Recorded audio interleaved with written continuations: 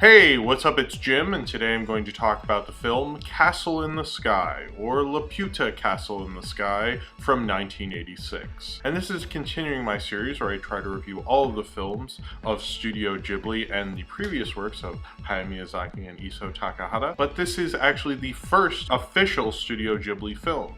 Nausicaa of the Valley of the Wind certainly had all the players that would work on all the other Studio Ghibli films, and so you can kind of consider it that, but this is the first official Studio Ghibli film. After making Nausicaa, Hayao Miyazaki wanted to make more of a kid's film, and I think Castle in the Sky succeeds in that, and it's more of an adventure film, talking about themes of environmentalism and showing more well-rounded view of its protagonists and antagonists the way Nausicaa did. Nausicaa's a lot more complicated than Castle in the Sky. Often when I've been looking up Castle in the Sky, everyone comments how it's not as well liked as Nausicaa, but I think because they were made so close together and they're kind of similar but not really, it's a hard comparison to escape. And since I am watching these in order, it's a hard comparison for me to escape, really. It's hard not to see a film has so many complications in it, but is such a well-told story, and to see more of a streamlined, I think it's better written as a story, but maybe a lot less interesting, at least for an adult audience, which sounds condescending. This is more like a good story, like a Tintin type of story. Particularly the character of Pazu, who just seems to really want to go on an adventure, go on a great adventure and find this castle in the sky, because it kind of is more interested in being an adventure film. And part of me wonders, because, and I have no basis of this, is just kind of a theory I was thinking about, is that since this is the first film to launch their studio, were they trying to make more of a commercially successful film to therefore launch Studio Ghibli rather than Nausicaa, which was a lot riskier, to remove that risk so they could gain financially and then have a successful studio that they could make their own films after that? I have not read anything like that, and I don't think Miyazaki would do something like that. Other animation studios have when they've needed a hit. Disney's done it. Dumbo was an example after Pinocchio didn't do very well. But I kind of feel that way when watching it, and the first time I watched it, I was a little disappointed. I'm not as familiar with this film, and especially the early Studio Ghibli films, kind of why I started reviewing all these, so I could be more familiar with all of the films. And I wasn't as familiar with this film, and especially after seeing Nausicaa, I was a little disappointed, but I still enjoyed it as a fun, kind of more kid-friendly adventure film. Almost the same way when I saw the first, well, the only, as of right now, Spielberg's Tintin film. It really goes and it has a lot of excitement, and it's fun to watch an adventure. But because you have characters who are, I'm ready for adventure all the time, that gets a little old. But I think because Pazu is so into it, sometimes that gets on my nerves, and other times I really like how adventurous he is and how he just keeps going and still believes in and kind of helping Shita to get to this castle in the sky. Our girl named Shita, who after her airship that she's on is attacked by pirates who want to get this famous gem necklace that's on her neck, she tries to escape and accidentally falls off the ship, but then the stone levitates her down to safety, and then Pazu sees this while going in his kind of, let's say it's kind of Welsh-ish kind of architecturally town, and he sees this and is instantly interested because it's an adventure and it's exciting. He helps her out and tells her about this castle in the sky that his father, who is now dead, witnessed, called Laputa, and she is being hunted down because she could help them find Laputa,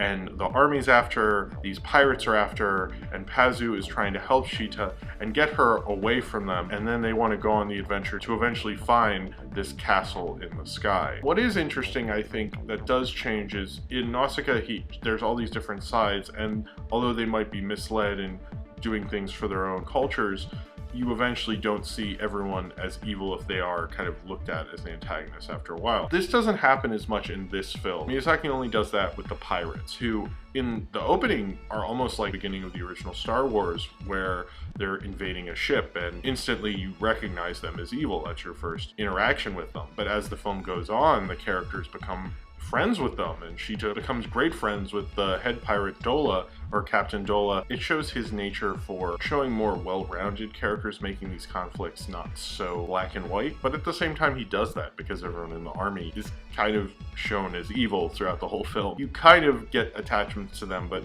not as much as you would expect from him after Nausicaa.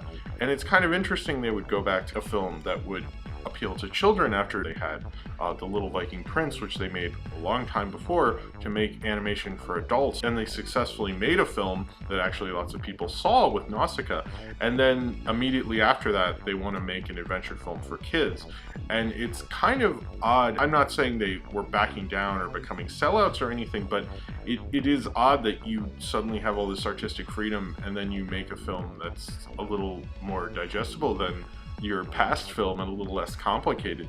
I'm kind of wondering what the motivation was. I mean, if that was where he wanted to go, fine.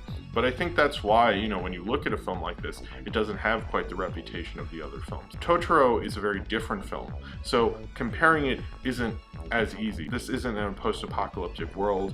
It's very European inspired. He went to Wales to see a mining community. Miyazaki witnessed a Welsh miners' strike, and that really influenced him to see how strong the Welsh miners were and how strong-willed they were, and I think that helped make the town such a strong-willed people, although they're not in the film that much, so maybe it doesn't matter. He does kind of show that kind of European architecture style, and this is supposed to take place in the past when we had steam. It's kind of like an interesting fantasy past that he definitely plays with. He animates the setting very well, and it's kind of like you don't doubt that it took place in the past. You're fine with it being kind of this revisionist history, kind of weird animated lesson that you never expected. I never really think about it after a while. It works in an adventure because as Pazu's like keeps wanting to go on this adventure, you as an audience do, and it definitely gets you in there. But I think because it has this young girl going on an adventure, because it has environmental themes, because it's about, again, about one side trying to have a great weapon, I don't think it's too close to Nausicaa. It's not exactly the same film, but there are enough comparisons there that I kind of understand. I have no reason to believe they dumbed it down because of a studio or an investor or anything like that,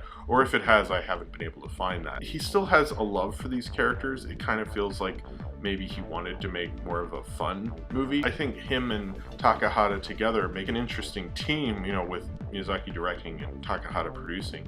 At this time shows the great animation studio they can be or could be at that time. The Blu-ray transfer of this is just simply incredible. If you really want to test how good a Blu-ray player is, get an older animated film that's been restored well, and you'll marvel at how well it holds up. It doesn't look like a film from 1986. It looks as crisp and clean as it ever could, and it's just really beautiful. The colors pop. It is kind of a brighter, more fun film, and I think if you were like an 8-year-old boy, you'd love this movie. I do kind of think it's a bit too long, and it drags a little bit, and it goes on when they get to the pirate ship, and she does like cooking for them. I guess we need development time with the pirates. I like the twists of it, and they're twists that make sense, actually. Well, I wouldn't even call them twists. I'd say they were naturally where the characters would really go. It shows his love of flight throughout this, because the clouds look incredibly beautiful. The flying action sequences are thrilling and amazing, and he really gives you the scope of the sky in these films. Hayao Miyazaki, he liked to make kids films.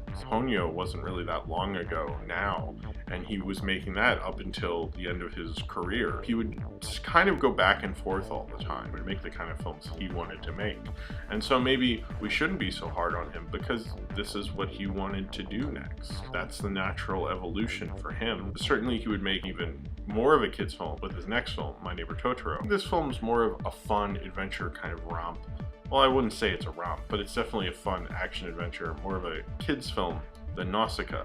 And sure, those themes of environmentalism and seeing many signs of your antagonist aren't as pronounced as they were last time, but it's still a fun, gorgeous movie. And it's Studio Ghibli in the 80s at a time where they were really starting to become one of the top animation studios. Miyazaki, this is his third feature. His other two, I think, are probably more impressive. He certainly likes Hidden Kingdoms that everyone forgot about, since this is the second time he's done that in 3 films. It does feel a little TV-ish, especially in the beginning, because you have almost like a cold open and then a theme song. Not that that's really a theme song. But you know, you have like an opening credits music cue right after she falls off the ship. I've tried to watch this a couple times to get it. There's other films I just get instantly, and instantly I'm in love with them. And I don't think I have the love for this, but I like adventure stuff, and I feel like if I was a kid I'd probably be more into it. And I don't usually feel that way with animation. I like a lot of animation that most people, I guess my age or past 7 or 8 or whichever, would not fall in love with immediately like I do. But I couldn't get as into this film. I still think it's a really good movie. I don't think it holds up towards his previous 2 films, and I think the films after it, I think, are better than it as well. It's still a really good movie. He's a good storyteller and he's a great animator. It does kind of drag in the middle, especially after Sheeta goes with the army, and then Pazu has to go with the pirates, and then it gets exciting, and then they're with the pirates for a little bit. Too many stop and goes. I think this would be also a great film to show kids. I think they'll just see like a really cool adventure movie, seeing an adventure of a castle in the sky, which apparently was from Gulliver's Travels, which they also bring up in the movie. It's still a great adventure film, and I think it works for the target audience he was making it for better than a lot of films are for kids, frankly. It shows some of the things that would blow him away and some of his interests, like flight and finding a hidden castle and a hidden society like Spirited Away or Castle of Caligostro. And even I think Sheeta kind of looks like Kiki a little bit. And I like that Teto is in this from Nausicaa. One of the action sequences reminds me quite a bit of Spielberg, who he's often compared to, and it has kind of almost that feeling of Raiders. Comparing it to his other films is kind of unfair, but you really should judge a film on what it's trying to do. And what Castle in the Sky is trying to do is make a fun adventure kids film.